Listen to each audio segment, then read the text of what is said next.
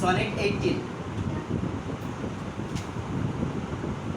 Sonnet 18, sonnet কি জানি আমরা, আরও আসছে ডিটেলসে। সনেট 18, সনেট কথার অর্থ হচ্ছে চতুর্দশ বলি কবিতা, বাংলায় যদি বলি। সনেট কি কোথা থেকে আসছে পরে আসছে। কবিতার নাম হচ্ছে সনেট 18, এটাকেই নামকরণ করা হচ্ছে আমাদের টেক্সটে shall I compare thee to a summer's day, shall I compare thee to a summer's day, question mark আছে। দেখো কবিতার যে লাইন, কবিতার ফার্স্ট লাইন এটাই, shall I compare thee to a summer's day, question mark আছে। এটা হচ্ছে কবিতার প্রথম line, shall I compare thee to a summer's day, আমি কি তোমাকে তুলনা করবো গ্রীষ্মের একটি দিনের সঙ্গে। তাহলে এই হচ্ছে কবিতার নাম, লিখেছেন sir William Shakespeare, William Shakespeare লিখেছেন sir William Shakespeare. Shall I compare thee to a summer's day, এই লেখককে উইলিয়াম শেক্সপিয়ার। ক্লিয়ার? কবিতার নাম হচ্ছে shall I compare thee to a summer's day. Actually যদি দেখি এর নাম হচ্ছে সনেট 18, সেরকম নাম দেয়নি। যখন স্যার উইলিয়াম শেক্সপিয়ার তিনি লেখেন, কবিতা লেখেন, এটা তো একটা কবিতা, চতুর্দশ বলি কবিতা। এবার মোট 154টি কবিতা লেখেন, 154টি কবিতা লেখেন। শেক্সপিয়ার সম্পর্কে আগে একটু বলে নিই, তারপরে কেন নামকরণ করলো কি ডিটেলস আসছি। যদি বলি উইলিয়াম শেক্সপিয়ার, তিনি একজন ব্রিটিশ রাইটার, আগেও আলোচনা করেছি 11-এ, যাবতীয় বা ডিটেলসে যাচ্ছে না। উইলিয়াম শেক্সপিয়ার হচ্ছে একজন প্রসিদ্ধতম ইংরেজ কবি বা ব্রিটিশ রাইটার, সব থেকে প্রসিদ্ধতম উল্লেখযোগ্য কবিতার মধ্যে একজন উইলিয়াম শেক্সপিয়ার। জন্ম 1564, 23শে এপ্রিল, মৃত্যু 1616, মৃত্যু 1616।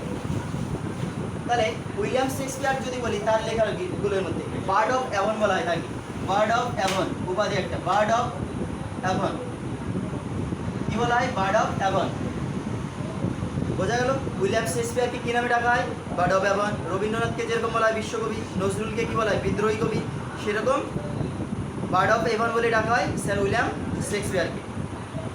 উইলিয়াম শেক্সপিয়ার তার যদি লেখাগুলির মধ্যে আসে, তার তো নাটক অনেক পড়েছি আমরা, 11-এ পড়েছি অনেকগুলো নাটক। সনেট জাতীয় যে লেখা, মোট 154টি সনেট লেখেন। কত? 154টি সনেট। এই 154টি সনেটের মধ্যে 1 থেকে 126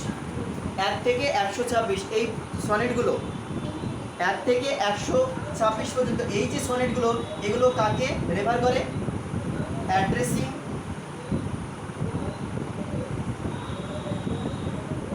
হিজ ফ্রেন্ড, তার বন্ধুকে উল্লেখ করে লেখা, বন্ধুকে প্রমোট করে লেখা, তার বন্ধু। এবার প্রশ্ন হলো কোন বন্ধু, বা বিভিন্ন বই ঘেটে পাওয়া যায় যে উইলিয়াম হারবার্ট নামে একজন বন্ধু,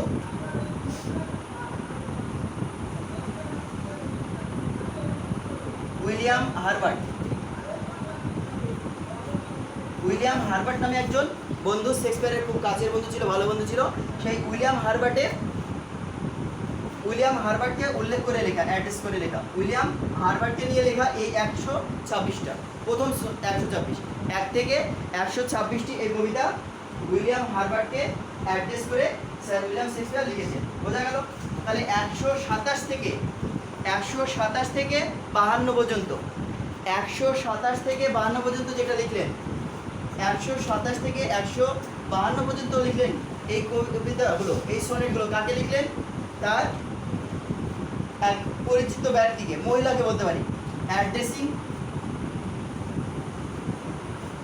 এ ওম্যান, ঠিক আছে, বা ব্ল্যাক ওম্যান বলতে পারি, black woman.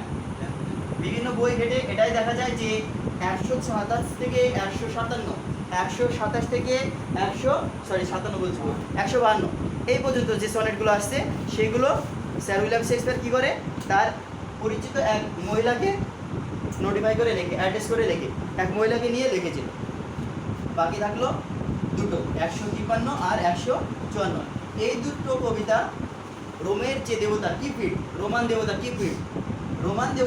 Cupid address addressing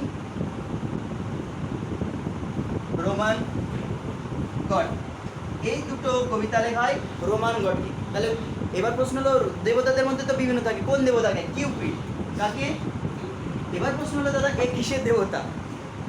জলের না আগুনের না কিসের দেবতা? কিউপিড হচ্ছে ভালোবাসার দেবতা। বাহ, এত সুন্দর কথা। রোমান যে ভালোবাসার দেবতা তিনি হচ্ছেন কিউপিড। সেই কিউপিডকে অ্যাড্রেস করে শেক্সপিয়ার লেখেন 153 আর 154 এই কবিতা। বোঝা গেল? তাহলে সনেট কি আগে ক্লিয়ার করেছি। যদি বলি সনেট কি, না সনেট হচ্ছে basically a poem that written in 14 lines. Sonnet কি, না সনেট হচ্ছে এমন একটা কবিতা যেটা 14 লাইনে লেখা। Sonnet is basically a poem of 14 lines. কি বললাম? Sonnet is basically a poem of 14 lines. 14 লাইনের যে কবিতা সেটাকেই বলবো সনেট। 14 লাইনের যে কবিতা, sonnet is basically a poem of 14 lines. 14 লাইনের যে কবিতা সেটাকেই বলছি sonnet. Sonnet has two types. যদি বলি সনেটের দুটো টাইপ আছে। সনেটের কি দুটো টাইপ রয়েছে? কি না, একটা হচ্ছে পেত্রাচান সনেট, জানি আমরা। একটা হচ্ছে পেত্রাচান সনেট, আর আরেকটা হচ্ছে শেক্সপিয়ারিয়ান সনেট। শেক্সপিয়ারিয়ান সনেট, একটা হচ্ছে পেত্রাচান সনেট আর একটা হচ্ছে শেক্সপিয়ারিয়ান সনেট। পেত্রাচান সনেট এটা হচ্ছে প্রথম ফার্স্ট টাইম লেখা হয় ইতালিতে। এই সনেট জাতীয় প্রথম লেখা শুরু হয় ইতালিতে প্রথম সনেটে লেখালেখি শুরু। ইতালির একজন বিখ্যাত দার্শনিক পেত্রাক, নাম শুনেছি সকলেই। তাহলে পেত্রাককে সম্মানিত করার জন্য, পেত্রাককে নির্দেশিত করে পেত্রাকের নাম অনুসারে নামকরণ করা হলো পেত্রাচান সনেট।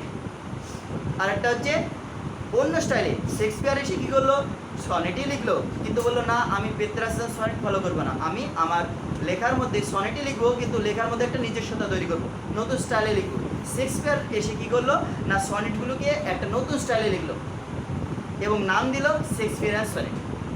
তাহলে যদি দেখি দুটো পার্ট, একটা হচ্ছে পেত্রাচান সনেট, একটা হচ্ছে শেক্সপিয়ারিয়ান সনেট। তাহলে পেত্রাচান সনেট কি না, এই যে পেত্রাচান সনেট এখানে দুটো স্ট্যান্জা থাকতো। প্রথমে 8 লাইনের একটা স্ট্যান্জা যেটাকে বলা হয় অক্টেভ, আর 6 লাইনের একটা প্যারা স্ট্যান্জা সেটাকে বলছি সেস্টেট। তাহলে পেত্রাচান সনেটের দুটো পার্ট, দুটো স্ট্যান্জা, একটা হচ্ছে অক্টেভ। অক্টেভ কেন না 8টা লাইন। অক্টেভ কেন বলা হয়?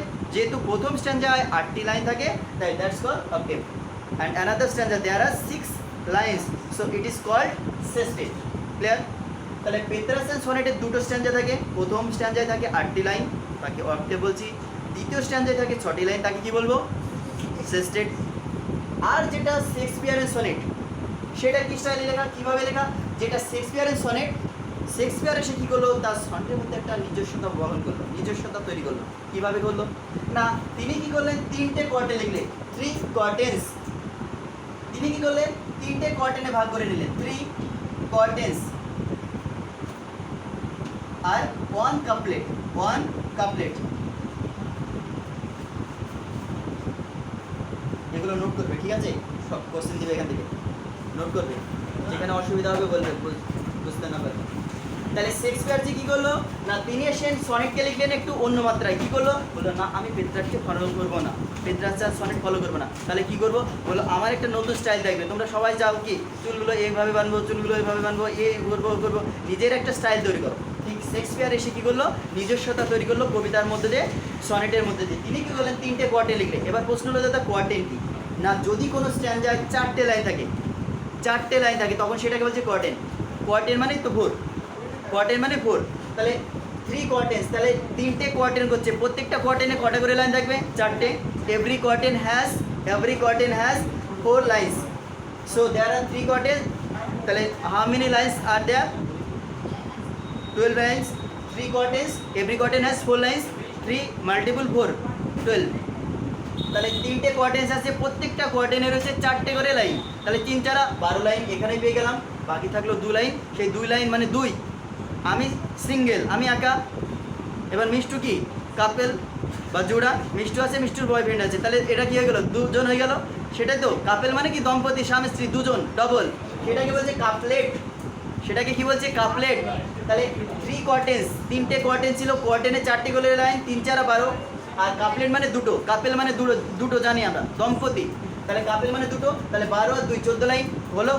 তাহলে শেক্সপিয়ারে কি থাকে, 3টে কোয়ার্টেন থাকে, শেক্সপিয়ারিয়ান সনেটে কি থাকে, 3টে কোয়ার্টেন থাকে আর একটা কাপলেট থাকে। মানে স্ট্যান্ডারটা এরকম হবে, প্রথমে থাকবে 4 লাইন, আবার 4 লাইন, তারপরে আবার 4 লাইন, লাস্টে 2 লাইন। এই হচ্ছে শেক্সপিয়ারিয়ান সনেট।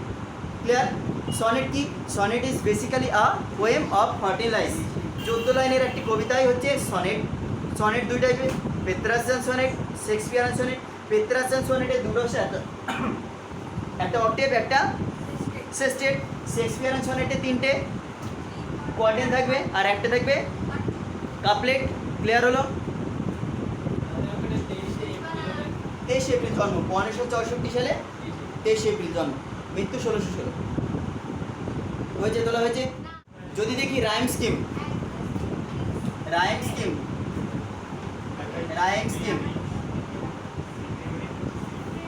রাইম স্কিম কি না, রাইম স্কিম বলতে ছন্দ, কবিতার যে শেষ শব্দ, কবিতার প্রত্যেকটা লাইনের শেষ শব্দ, সেই শব্দের সঙ্গে পরের লাইনের যে শব্দ সেটা মিলে তৈরি করাই ছন্দ, সেটাকে বলছি রাইম স্কিম। কার বন্ধু? William Herbert, William Herbert WS. ছন্দ কি হবে? তাহলে দেখো প্রথম লাইনে কি আছে, শেষে ডে আছে, সেকেন্ড লাইনে কি আছে, টেম্পারেট, তারপরে কি লাইন আছে, তারপরে মে, তারপরে বল ডেট। আচ্ছা, ডে মে এই দুটো মিলছে দেখো ছন্দ, ফার্স্ট লাইনের সাথে সেকেন্ড লাইন। তাহলে এটা যদি এ লিখি, এটাকে কি বলবো বি, এটাকে কি বলবো এ, এটাকে কি বলবো টেম্পারেট ডেট, টেম্পারেট ডেট। ডেটে কি যাবি, ডেটিং করবি, টেম্পারেট ডেট। এটা বি হলে এটাও কি হবে বি, তাহলে এ এ বি বি, এই হচ্ছে স্ট্রাকচার। তাহলে এটা গেল ফার্স্ট স্ট্যান্জা। আমরা যেটা বলছি শেক্সপিয়ারিয়ান সনেট, এটা হচ্ছে প্রত্যেকটা 4টে লাইন, এটা পেলাম ফার্স্ট কোয়ার্টেন। তাহলে 3টে কোয়ার্টেন আছে, তাহলে ফার্স্ট কোয়ার্টেনের এটা হলো রাইম স্কিম, কি হলো এ বি এ বি, তাই তো। সেকেন্ড কোয়ার্টেনে কি আসবে সি ডি সি ডি, বোঝা গেল। তারপরে থার্ড কোয়ার্টেনে কি আসবে ই এফ ই এফ, বোঝা গেল, দেখে নেবে প্রত্যেকটা। তারপরে লাস্ট যেটা দুটো আছে দেখো কাপলেট, কি আছে সি আর ডি, দুটোই সেম, একই রাইম পাচ্ছি, সি ডি দুটোই পাচ্ছি। তাহলে A B C D E F G D, এই হচ্ছে রাইম স্কিম। কোশ্চেন হবে what is the rhyme scheme of the poem shall I compare thee to a summer's day, বা সংক্ষেপে বলে দেবে what is the rhyme scheme of the poem sonnet 18। Sonnet 18ও বলতে পারে, shall I compare thee to a Summers ডেও বলতে পারে। যদি আমার মতন ঘুরে হয় তাহলে লিখবে শুধু সনেট 18, আর যদি ওয়ার্কিং হার্ড হয় আর কি, যদি কার্ডস করারই থাকে তাহলে পুরো নামটা লিখবে। তাহলে অ্যান্সার এটা হয়ে যাবে what is the rhyme scheme of the poem sonnet 18। তাহলে A B C D E F G G, এটা হচ্ছে রাইম স্কিম, বোঝা গেল। তাহলে আমরা পড়ছি কি সনেট 18, দেখবে ভালো করে, সনেট 18 পড়ছি আমরা। তাহলে মোট কত ছিল 154টা সনেট, 1 থেকে 126 পর্যন্ত তার বন্ধু উইলিয়াম হার্বার্টকে লেখা, উইলিয়াম হার্বার্টকে লেখা। তাহলে 18টি অবশ্যই এর মধ্যে পড়ছে, বলো হ্যাঁ। তাহলে 18 নম্বর কি এ বন্ধুকে অ্যাড্রেস করে লেখা। আমরা যে পাঠ্য পড়বো shall I compare thee to a summer's day বা সনেট 18, এটা কাকে নিয়ে লেখা, তার বন্ধুকে অ্যাড্রেস করে লেখা, এটাই বলবো। এখানে কি দেখবো, আগে কবিতা সম্পর্কে বলতে যাচ্ছি না, তাহলে নষ্ট হয়ে যাবে, আগে পড়ি সেই সময় বলবো। দেখো বই দেখবে, ফলো করবে সবাই। অ্যাকচুয়ালি কবিতার নাম দেয়নি, সনেট 18 বলে কবিতার লিখেছি, ঠিক আছে। এবার কবিতার তো নাম দেওয়ার দরকার, সেই জন্য যখন আমাদের সিলেবাসে যায় কবিতার প্রথম লাইনটিকেই কবিতার নাম হিসেবে তুলে ধরে, নাম করে দেয় shall I compare thee to a summer's day sonnet 18, বোঝা গেল কী লেখা আছে, shall I compare thee to a summer's day, পুরোটা সনেট 18 ওটা হচ্ছে মূল, এরকম নাম ছিল না। যখন আমাদের সিলেবাসে দেওয়া হয় তখন নামকরণ করা হয় shall I compare thee to a summer's day, এটা দিয়েই কবিতার শুরু, এটাই কবিতার প্রথম লাইন। তাহলে কি বলছে প্রথমে, কি বলছে শ্যাল আই কম্পেয়ার দি, দেখবে ভালো করে, সবাই ফলো করবে, নোট করবে, হ্যাঁ, যেগুলো অসুবিধা হবে আর জিজ্ঞাসা করবে, বলবে shall I compare thee to a summer's day, shall I compare thee, আমি কি তোমাকে তুলনা করব, টু এ সামার্স ডে, গ্রীষ্মের একটি দিনের সঙ্গে, শ্যাল আই কম্পেয়ার দি। তাহলে এখানে দি মিন্স কি বলেছিলাম, 11-এ পড়েছিলাম, আমার না দাদা কিছু মনে থাকে না শুধু ওর কথা ছাড়া। তাহলে দি মানে বলেছিলাম ইউ, এটাও মনে নাই, শুধু ওর কথাই মনে থাকে, আমার কথা মনে থাকে না। তাহলে শ্যাল আই কম্পেয়ার দি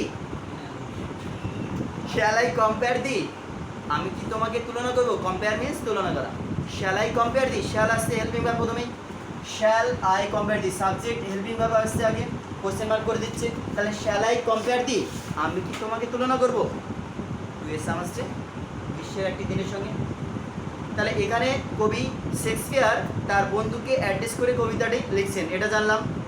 তাহলে এখানে কবির বন্ধুর কথাই বলছেন, কবির বন্ধুকেই বলছেন এই প্রশ্নটা।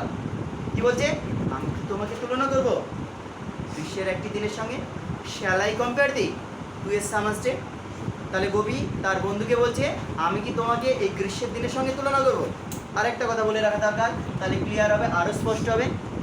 না, এটি হচ্ছে ইংল্যান্ডের পোয়েট, তাই তো শেক্সপিয়ার। এবার যদি বলি ইংল্যান্ড অর্থাৎ লন্ডন, বিশেষ করে এখন কি বিরাট কোহলিরা খেলছে, টেস্ট খেললো, জ্যাকেট পরে না? আমরা কি করছি?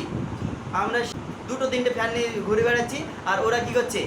কোট পরে জ্যাকেট পরে খেলা করছে। এখন যদি পিনাকিকে খেলতে দিই, যা সোয়েটার পরে দিলাম, দিয়ে বললাম যাও কেচুরাঙ্গা মাঠে কি খেল, তাহলে কি হবে ওর অবস্থা? সোয়েটার পরে খেলতে দিই, ওরা সোয়েটার পরে, ইনার পরে, জ্যাকেট পরে বসে আছে, খেলছে, তলে গায়ে দিচ্ছে, গায়ে জড়াচ্ছে, এই যে ব্যাপারগুলো আর কি। ওখানে ঠান্ডা, শীতকাল, পুরোটাই শীতকাল থাকে। ইংল্যান্ডে বেশিরভাগ সময়টি আবহাওয়া থাকে শীতল ঠান্ডা। খুব কম সময়ের জন্য তারা গ্রীষ্ম অর্থাৎ সামার সিজনকে অনুভব করে, ফিল করে। খুব অল্প সময়ের জন্য, খুব অল্প সময়ের জন্য ইংল্যান্ডে গ্রীষ্মকাল বিরাজ করে। এপ্রিল মে, এই মাসটা এপ্রিল মে জুন, এই সময়টা আর কি, এই সময়ের জন্য আসে, কিছু সময়ের জন্য আসে, কিছু সময়ের জন্য ইংল্যান্ডে সামার আসে। তাই ইংল্যান্ডের মানুষের কাছে গরমটাই যেন তাদের কাছে ফেভারিট। ওরা আশায় থাকে কবে গরমকাল পড়বে, গরমকাল আসবে, কারণ সারা বছরই শীত থাকে, বেশিরভাগ সময় শীত থাকে। অল্প সময়ের জন্য গ্রীষ্মকাল আসে, আবার কোনো এক স্থায়ী হয়, কিছু সময়ের জন্য থাকে, চলে যায়। সেজন্য তারা গরমটাকে ভালোবাসে। গরমে একটা প্রাকৃতিক সৌন্দর্য ধরা পড়ে তাদের মধ্যে, বোঝা গেল? সেই ইংল্যান্ডের কথাই বলছে। এবার ইংল্যান্ডের মানুষের কাছে যেহেতু গ্রীষ্মকালটা, সামারটা ফেভারিট, তাদের কাছে সুন্দর একটা প্রাকৃতিক শোভা দান করে গ্রীষ্মকাল, একটা প্রাকৃতিক সৌন্দর্য দান করে। সেই জন্য বলছে তাদের কাছে যেহেতু ওটাই শ্রেয়, ওটাই অপরূপ, আসতে ওটা অপরূপ সৌন্দর্যপূর্ণ, ওটাই শ্রেয়। সেই জন্য তার বন্ধুকে বলছে আমি কি তোমাকে এই গ্রীষ্মের দিনের সঙ্গে তুলনা করবো। তাদের কাছে গ্রীষ্মের কোনো একটা দিন মানে খুবই আনন্দের, খুবই মজা। ক্লিয়ার? এইবার কবি বলছে তার বন্ধুকে, কবি তার বন্ধুকে বলছে আমি কি তোমাকে তুলনা করব। কবি তার বন্ধুকে বলছে আমি কি তোমাকে তুলনা করব গ্রীষ্মের একটি দিনের সঙ্গে। কেন না, গ্রীষ্মের দিন খুব ভালো, খুব সুন্দর, সেই জন্য তার বন্ধুকে বলছে আমি কি তোমাকে গ্রীষ্মের একটা দিনের সঙ্গে তুলনা করব। আচ্ছা, এবার তুলনা যদি আমরা করি, অবশ্যই কি তুলনা ভালো কারোর সাথে করব। তাহলে ইংল্যান্ডে গ্রীষ্মের একটা দিন হচ্ছে ভালো, সুন্দর একটা প্রাকৃতিক শোভা থাকে, বেশ ভালো। সেই জন্য বলছে তো তার বন্ধুকে আমি কি তোমাকে গ্রীষ্মের একটা দিনের সঙ্গে তুলনা করব। পরের লাইন, দাও আর, দাও মিন্স ইউ। এখানে কি বলছে? দাও আর, দাও মিন্স ইউ, ঠিক আছে? দাও আর্ট, আর্ট মানে আর, এ আর টি, আর্ট মানে কি আর। কি বলছে?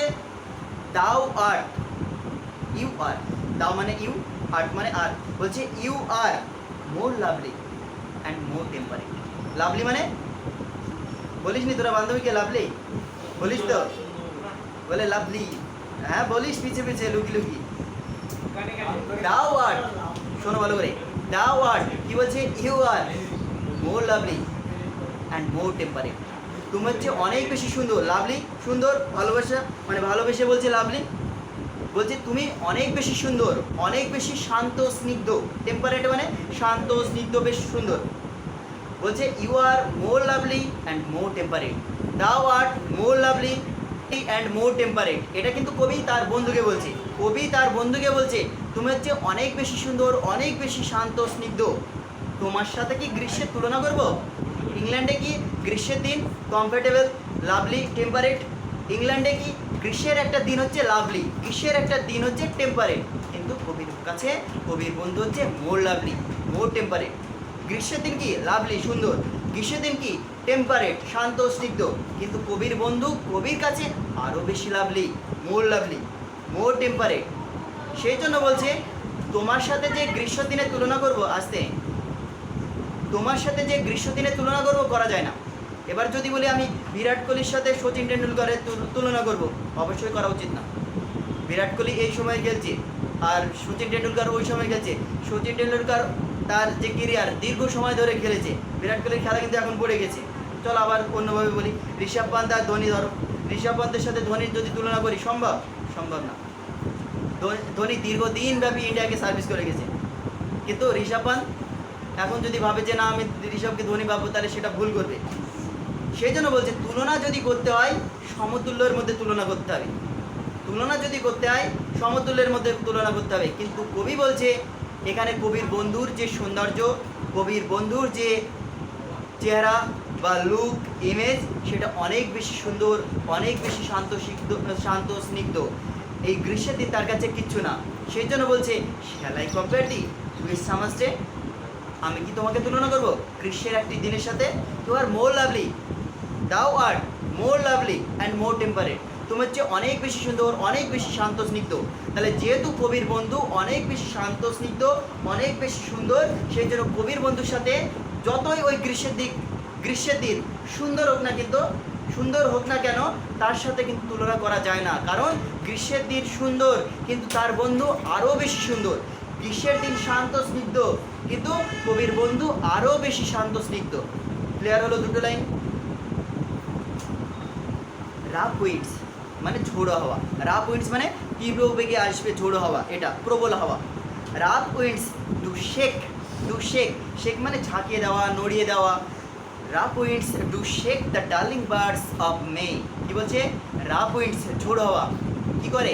ডু শেক ঝাঁকিয়ে দেয়, নড়িয়ে দেয়, the darling birds of May, মে মাসের যে ডার্লিং, ডার্লিং মানে হ্যাঁ তোমরা বলো ওটাই, ডার্লিং একটু ডার্লিং, ডার্লিং মানে প্রিয়, ওই সাইজে বলছে এখানে। কি বলছে না, মে মাসের যে ফুলের কুড়িগুলো, বার্ড মানে ফুলের কুড়ি, বলছে the darling birds of May, মে মাসের যে ফুলের কুড়িগুলো হয় সেগুলোকেই বলছে প্রিয়। রাফ উইন্ডস ঝোড়ো হওয়া, shake the darling birds of May, rough winds to shake the darling birds of May, মে মাসের যে ফুলের কুড়ি, মে মাসের যে ফুলের কুড়ি সেগুলোকেই প্রিয় বলছে।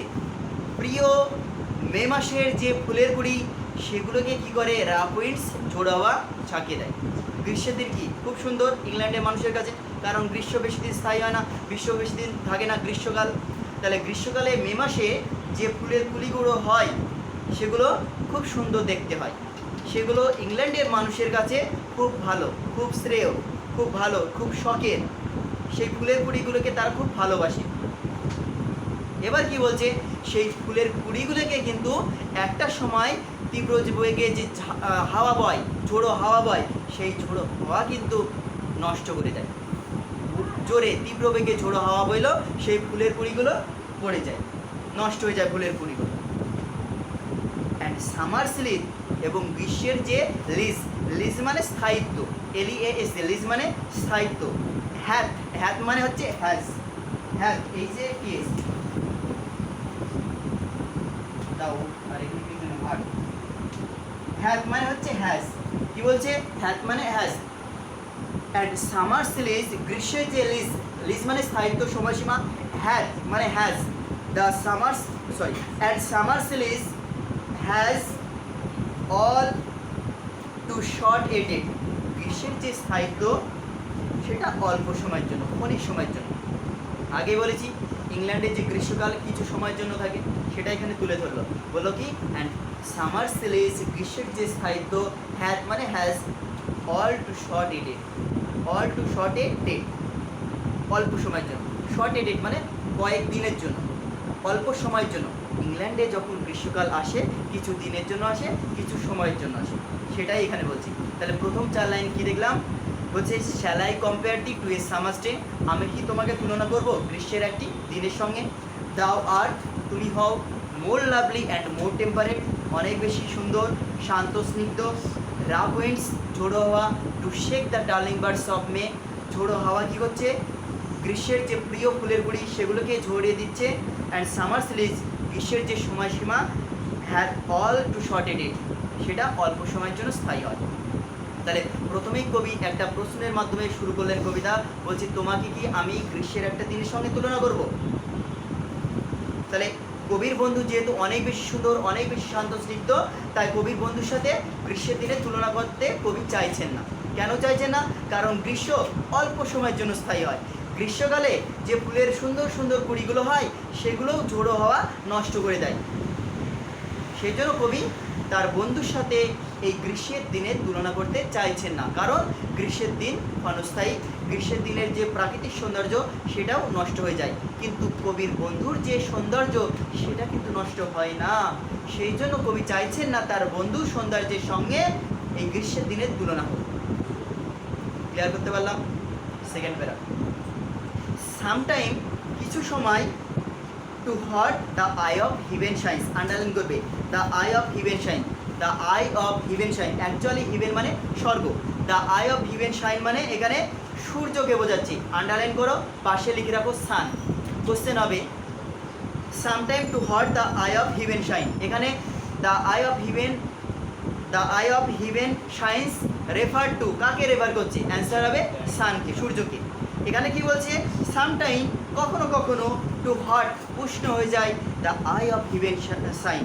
দ্য আই অফ মানে আই বলতে চোখকে বোঝাচ্ছি, অফ হিভেন শাইন স্বর্গীয় যে উজ্জ্বলতা। তাহলে এই গোটা স্বর্গকে, গোটা পৃথিবীকে আলোকিত করছে, শাইন করছে কে? সূর্য। তাহলে the eye of heaven shine বলতে কাকে রেফার করা হচ্ছে? সূর্যকে। তাহলে সূর্য কী করছে? শিউলি ভালো পড়াতে পারছি না, আমি জানি আমি ভালো পড়াইনি, একটু ধৈর্য ধরো, শোনো, অনেকটা ক্লিয়ার হবে। গল্প না, কথা না।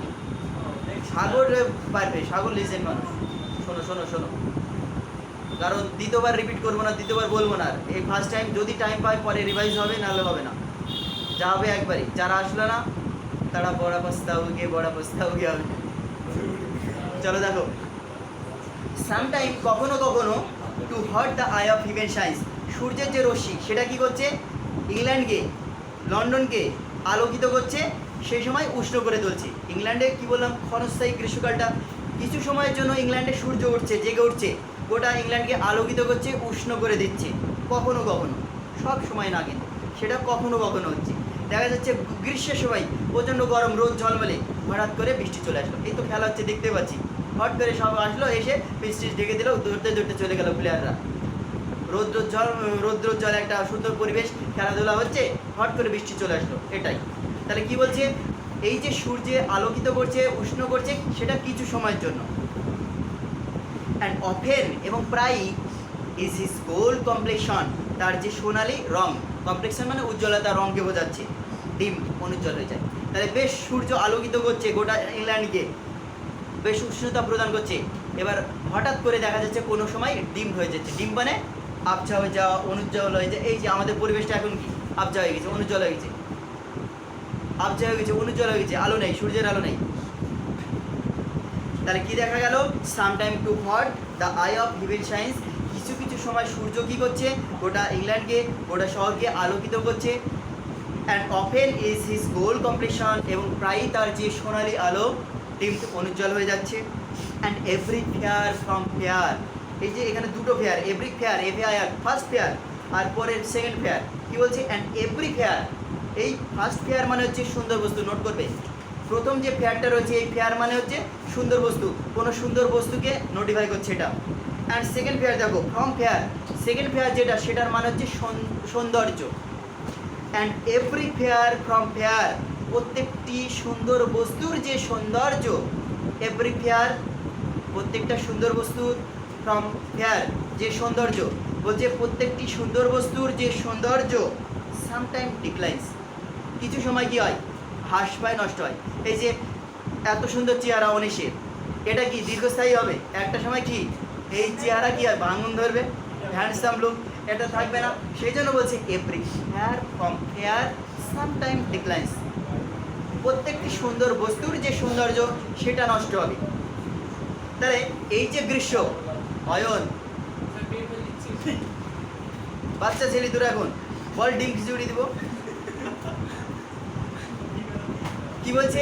Every fair from fair sometime declines, প্রত্যেকটি সুন্দর বস্তুর যে সৌন্দর্য সেটা কি হচ্ছে? একটা সময় ডিক্লাইন হচ্ছে। ডিক্লাইন মানে হ্রাস পাওয়া, ঘাটতি হওয়া। তাহলে কতদিন থাকবে ওর সৌন্দর্য? নষ্ট হবে। ঠিক একই ঘটনা ঘটছে এখানে। ইংল্যান্ডে যে গ্রীষ্মকাল আসছে সৌন্দর্যপূর্ণ, এবার এই সৌন্দর্যটা কিন্তু দীর্ঘস্থায়ী হয় না।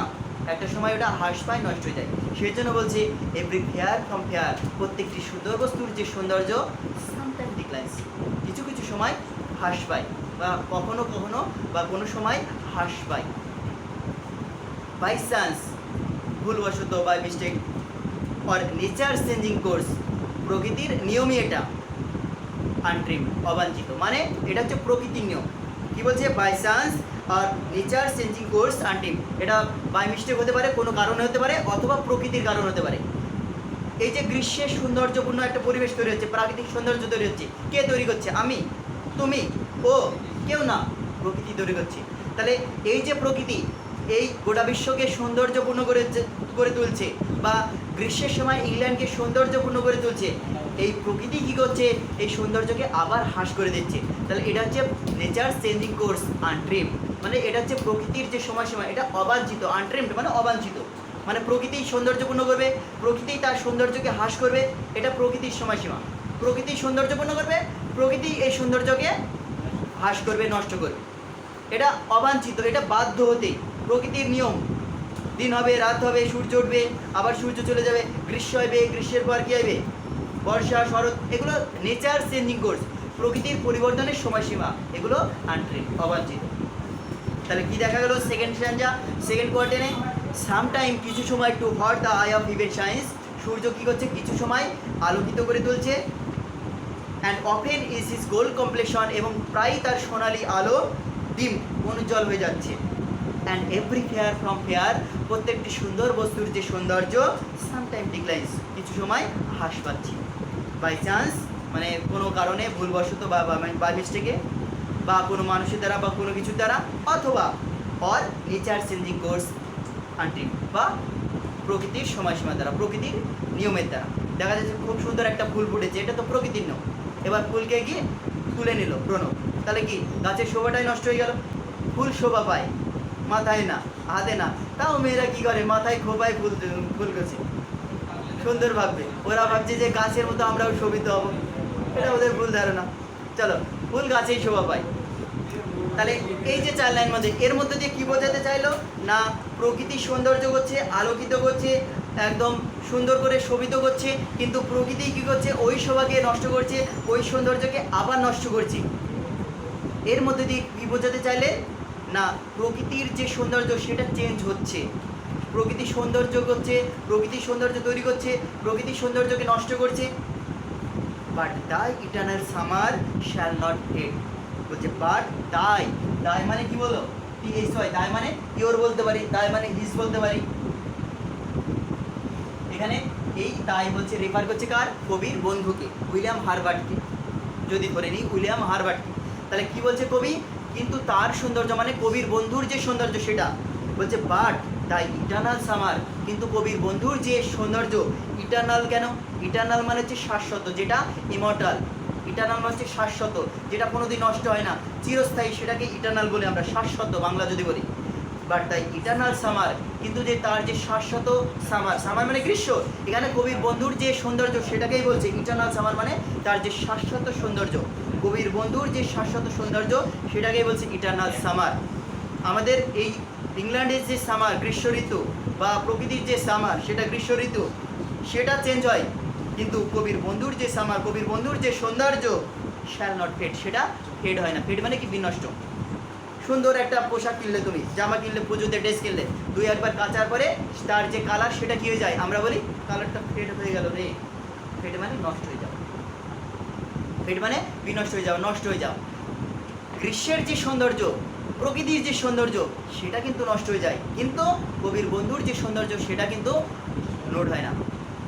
দ্য নেচার্স সামার বা নেচার্স যে বিউটিফুলি চেঞ্জ হয়, কিন্তু কবির যে বন্ধু, the poet's friend's eternal summer shall not fade, কবির যে বন্ধু তার যে ইটারনাল সামার শাশ্বত যে সৌন্দর্য শ্যাল নট ফেড, সেটা কিন্তু নষ্ট হয় না। ক্লিয়ার হলো জায়গাটা? তাহলে উপরে যে চার লাইন বলো, প্রকৃতির সৌন্দর্যপূর্ণ হয়, প্রকৃতির সৌন্দর্য নষ্ট হয়, কিন্তু কবির বন্ধুর যে সৌন্দর্য সেটা কিন্তু নষ্ট হয় না। তাই হয় না? চলো দেখি কি বলছে সিক্স লাইন। নর লুজ পজিশন, বলছে তার অধিকারও হয় না, হারায় না।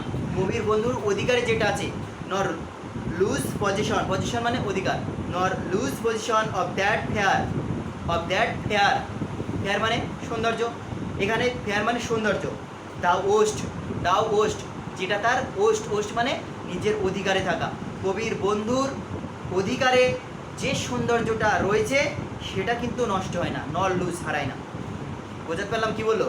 নর lose possession of that fair, ওই সৌন্দর্য যেটা তার অধিকারে রয়েছে, দা ওস্ট যেটা তার নিজের আওতায় রয়েছে, নর লুজ সেটা কিন্তু হারায় না। তাহলে কবির বন্ধু, কবি বোঝাতে চাইলেন কবির বন্ধু হচ্ছে খুবই সৌন্দর্যপূর্ণ, খুব সুন্দর দেখতে, হ্যান্ডসাম। কবির বন্ধু হচ্ছে খুব সুন্দর দেখতে, মোর লাভলি মোর টেম্পারেট, খুব সুন্দর দেখতে, খুব সৌন্দর্যপূর্ণ দেখতে। তার যে সৌন্দর্য সেটা নষ্ট হয় না, কারণ কবির বন্ধুর অধিকারে রয়েছে সেই সৌন্দর্য, সেটা নষ্ট হয় না। প্রকৃতির যে সৌন্দর্য সেটা কিন্তু প্রকৃতি নষ্ট করছে, প্রকৃতি তৈরি করছে, বা কোনো মানুষ গিয়ে সেই প্রকৃতির সৌন্দর্যকে নষ্ট করে দিতে পারে। ওই যে বললাম গাছে ফুল ফুটেছে, তুমি ফুলটাকে দিয়ে তুলে নিয়ে চলে আসলে সৌন্দর্য নষ্ট হয়ে গেল, ফুলেরও সৌন্দর্য নষ্ট হলো, গাছেরও নষ্ট হলো। বা প্রকৃতি নষ্ট করে দেয় একটা সময়, তুমি যদি ফুলটিকে না তুলো ওই ফুলটা একটা সময় কী হয়ে যাবে? শুকিয়ে যাবে, যাবে কি না? তাহলে সৌন্দর্য নষ্ট হচ্ছে। কিন্তু কবির বন্ধুর অধিকারে যে সৌন্দর্যটা রয়েছে, কবির বন্ধুর যে চেহারা, কবির বন্ধুর যে লুক, মাসুম লুক, তাই তো বলছে মাসুম লুক, তাহলে সেটা কিন্তু নষ্ট হয় না। কেন? কারণ ওই কবির বন্ধুর যে চেহারাটা, যে সৌন্দর্যটা, সেটা তার অধিকারে রয়েছে, সেটা তার পজিশনেই রয়েছে, সেটা তার নিজস্বই, দাও ওস্ট তার নিজের অধিকারে রয়েছে। নর শ্যাল ডেথ ব্র্যাগ, কি বলছে? নর শ্যাল ডেথ ব্র্যাগ, মৃত্যু কখনো ব্র্যাগ মানে অহংকার করা, মৃত্যু কখনো অহংকার করতে পারবে না। দাও ওন্ডারেস্ট ইন হিজ শেড, তার ছায়ায় কিন্তু ভ্রমণ করতে পারবে না। বলছে নর শ্যাল ডেথ ব্রেক, মৃত্যু কখনো অহংকার করতে পারবে না। দাও ওন্ডারেস্ট ইন হিজ শেড, তাদের যে ছায়া, তার বন্ধুর যে ছায়া, বন্ধুর ছায়ায় কিন্তু তারা ভ্রমণ করতে পারবে না। কি বলছে? নর শ্যাল ডেথ ব্র্যাগ, মৃত্যু কখনো অহংকার করতে পারবে না। দা ওন্ডারেস্ট, ভ্রমণ করতে পারবে না, ইন শেড, তার ছায়ায়। কবির বন্ধু, মনে করো আমি কবির বন্ধু, হ্যান্ডসাম লুক, খুব সুন্দর দেখতে। এবার আমার যে ছায়া, সেই ছায়া কখনো মৃত্যু আসতে পারবে না, সেই ছায়া কখনো তারা ভ্রমণ করতে পারবে না। বুঝবে ভালো করে জায়গাটা, খুব সুন্দর লাইন। কি বলছে? না আমাদের যে সময়সীমা সেটা ফিক্সড, কিন্তু আমাদের বয়স বাড়ছে না কমছে? অবশ্যই আমাদের বয়স কমছে, আমাদের বয়স কি অবশ্যই কমছে। ভগবান আমাদের পাঠিয়েছে, যাই হোক ভগবান থাকুক না থাকুক ওটা বিতর্কের বিষয়, যাচ্ছি না। একটা সময় তারে আমি চোখে দেখি তো না, একটা সময় আমাদের কি মরতে হবে, একটা সময় আমাদেরকে মরতে হবে। তাহলে আমাদের মরার সময়সীমা ফিক্সড, একটা সময় এসে আমরা মরবো। তাহলে আমরা স্টার্ট করছি 0 থেকে, এই হচ্ছে আমাদের বয়স 0, একটা সময় মরতে হবে। আমি সাপোজ ধরে নিলাম আমি 80 বছরে মরবো। এবার আমার বয়স 0, জন্মালাম, এখান থেকে আস্তে আস্তে কি বয়স বাড়ছে, এই 80 বছরে মরবো। আমি যখন জন্মালাম, জন্মানোর সঙ্গে সঙ্গে আমার মরার সময়সীমাটা ঠিক, বলো হ্যাঁ, ফিক্সড করে পাঠিয়েছে। এবার 80 বছরে মরবো, এবার বয়স কি আমার বাড়ছে, কাউন্টিংয়ে বাড়ছে, কিন্তু ফিক্সড করে পাঠিয়েছিল ওজি ফিক্সড করে পাঠিয়েছিল, যা বেটা যা, তুই জিরে আমরা জিন্দেগি ফর 8 ইয়ার্স, তোর 2 বছর আমাকে দিয়ে পাঠালো। এবার বয়স তো আমার কি বাড়ছে 1, 2, 3, এখন আমি এসে পৌঁছেছি 26-এ। আজকে সব পাবলিশ হয়ে গেল, সব প্রকাশ করে দিল। আজকে আমার বয়স হয়ে গেল 26, তাহলে আমাকে পাঠিয়েছে কত? 80-র জন্য, আমি হয়ে গেছি 26, তাহলে আমার বয়স বাড়ছে না কমছে? কমছে, তো আর এই কদিন বাঁচবো, তাহলে আমার বয়স বাড়ছে না কমছে? চলো, তাহলে বয়স আমাদের কমছে, বাড়ছে বলবো না। তাহলে এই যে কোথায় ছিলাম, হারিয়ে গেছি, মৃত্যু। তাহলে কবির বন্ধু, আমি ধরে নিলাম আমি কবির বন্ধু, খুব সুন্দর দেখতে, হ্যান্ডসাম লোক। এবার আমার যে ছায়া, সেই ছায়া কি তারা ভ্রমণ করতে পারবে না। এখানে কাদের কথা বলছে? এখানে যদি ধরে নিই যমরাজের কথা বলছি। আমাদের সময়সীমা ফিক্সড, আমরা একদিন মরবই। তাহলে যখন আমাদের মরার সময় হবে, ও যে আসবে, এসে আমাদেরকে তুলে চলে যাবে, বলবে আই বেটা আই, তোর সময়সীমা শেষ, এবার তুই চল। যমরাজ আসবে, তুলে নিয়ে চলে যাবে, এটা বিশ্বাস করি। এবার শোন আসতে, তাহলে যখন আমার মরার সময় হবে, আমাকে কি নিতে আসবে। যখনই আমার মরার সময় হয়ে যাবে, তখন ওরা এসে আমার আশেপাশে চত্বরে ঘুরঘুর করবে, বলবে এই সময় হয়ে গেছে, চল ওকে নিয়ে আসি।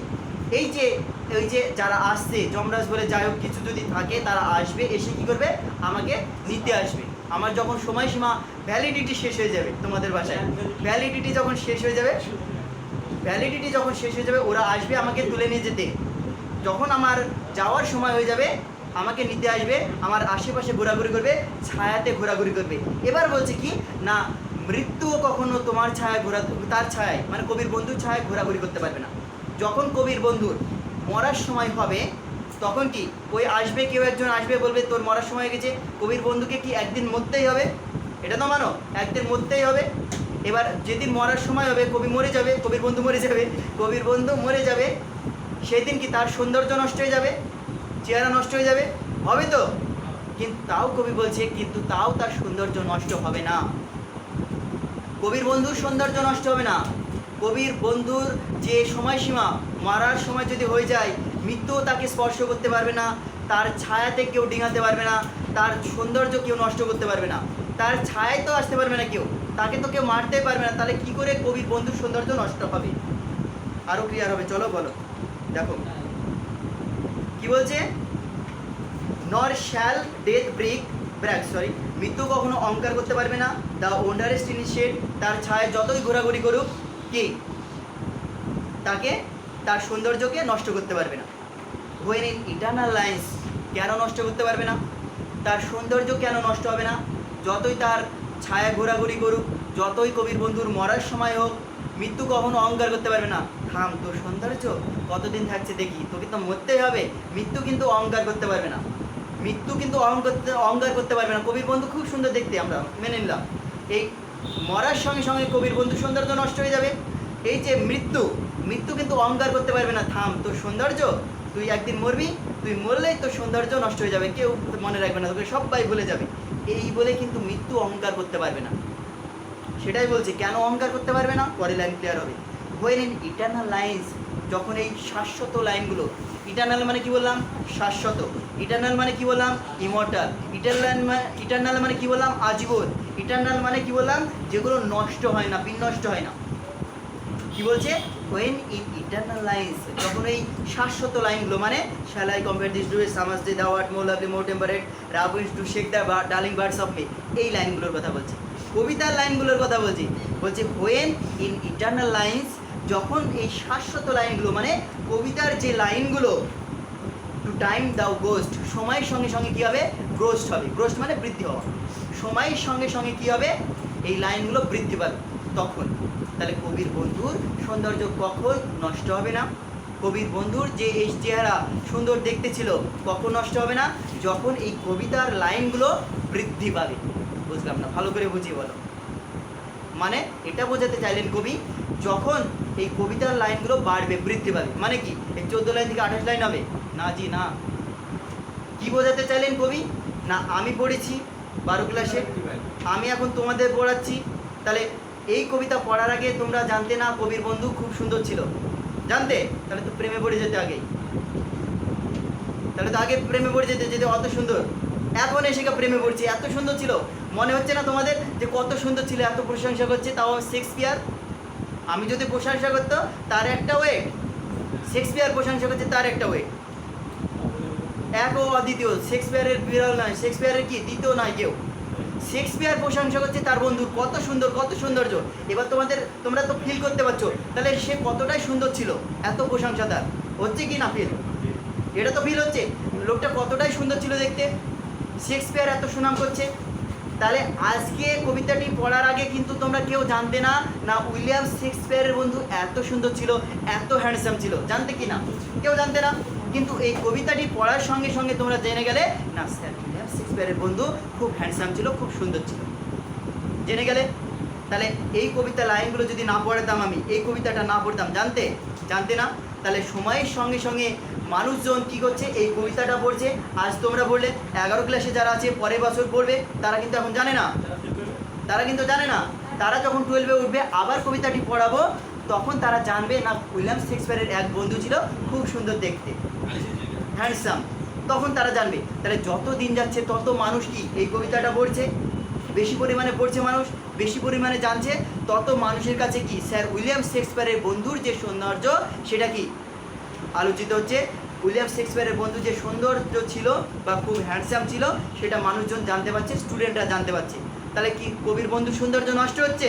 এবার কি বলবে না, কবির বন্ধুর সৌন্দর্য আরও বাড়ছে, আরও বেশি মানুষ জানছে। আমরা মরে যাওয়ার সঙ্গে সঙ্গে কি আমরা নষ্ট হয়ে যায়, আমাদের চেহারা নষ্ট হয়ে যায়, সব মনে রাখে না কেউ, কিন্তু কবির বন্ধুর যে সৌন্দর্য কিন্তু এই কবিতার মধ্য দিয়ে আরও বেশি মানুষের কাছে যাচ্ছে। তাহলে কি বলছে, last 2 line, last couple, so long as men can breadth, তাহলে মানুষ যতদিন বাঁচবে, শ্বাস নেবে, বলছে ব্রেথ মানে শ্বাস নেওয়া, সো লং, তাই বলতে পারি অ্যাজ মেন ক্যান ব্রেথ, তাই মানুষ যতদিন ব্রেথ অর্থাৎ শ্বাস নেবে, শ্বাস প্রশ্বাস চালাবে, আর আইস ক্যান সি অথবা চোখ দেখতে পাবে, মানুষ যতদিন বাঁচবে, চোখ যতদিন দেখতে পাবে, সো লং লিভস দিস, ততদিন এটা বাঁচবে, মানে এই কবিতাটা বাঁচবে। কবিতাটি কতদিন বাঁচবে, এই পৃথিবীতে যতদিন মানুষের অস্তিত্ব থাকবে ততদিন কি মানুষজন পড়াশোনা করবে, মানুষের চোখ যতদিন থাকবে, মানুষ বই পড়বে, ততদিন কি এই কবিতাটা বেঁচে থাকবে। এই পৃথিবীতে যতদিন মানুষ থাকবে, মানুষের চোখ থাকবে, মানুষ কী করবে, কবিতা পড়বে, বই পড়বে, ততদিন কবির বন্ধুর এই সৌন্দর্য কিন্তু বেঁচে থাকবে কবিতার মধ্য দিয়ে। সেটাই বলছে, so long as men can breadth, তাই দীর্ঘ সময় ধরে মানুষ যতদিন বাঁচবে, আর আইস ক্যান সি, চোখ যতদিন দেখতে পাবে, সো লং লিভস দিস, এই দিস মানে কবিতাটার কথা বলছে, সো লং লিভস দিস, ততদিন এটা বাঁচবে, মানে কবিতাটাও বেঁচে থাকবে, সেই সঙ্গে সঙ্গে কবিতার যে আলোচ্য বিষয় মানে কবির বন্ধুর যে সৌন্দর্য সেটাও কিন্তু বেঁচে থাকবে। And this gives life to thee, আর এই কবিতাটাই কিন্তু কবির বন্ধুকে কী করবে, সৌন্দর্য দান করবে। So long as men can breathe or eyes can see, যতদিন মানুষ এই পৃথিবীতে বেঁচে থাকবে, চোখ দেখতে পাবে, মানুষ বেঁচে থাকবে, মানুষের চোখ আছে, চোখে দেখতে পাবে, কী হবে, মানুষজন পড়বে, পড়াশোনা করবে, সো লং লিভস দিস, ততদিন এটা বাঁচবে, মানে কবিতাটা বেঁচে থাকবে। আর কবিতা বেঁচে থাকলে কবির বন্ধুর যে শাশ্বত সৌন্দর্য সেটা কিন্তু বেঁচে থাকবে। ক্লিয়ার হলো? And this gives life to দি, তাকে জীবন দেবে, কবির বন্ধুকে জীবন দেবে। খুব সুন্দর একটা কবিতা। এটা আমরা 12 এসে পড়লাম, যে সেন্ট্রাল বোর্ড সেখানে 10-এ পড়ানো হয়, অনার্সে পড়ানো হয়। উইলিয়াম শেক্সপিয়ারের যত সনেট রয়েছে 154টা, তার মধ্যে সব থেকে উল্লেখযোগ্য সনেট এটা 18। এত সুন্দর। আমরা কি পরকে নিয়েই ভাবতে থাকি, বয়ফ্রেন্ড জেফকে নিয়ে ভাবতে থাকি, কিন্তু কবি কী করলেন, একটা আলাদা মাত্রা দিলেন। শেক্সপিয়ার তার বন্ধুকে নিয়ে তার যে ভাবনা চিন্তাধারা সেটা এই কবিতার মধ্যে তুলে ধরলেন। One of the most favourite poem বলতে পারি এটা। বোঝা গেল? খুব সুন্দর একটা ঠিক আছে, ধন্যবাদ।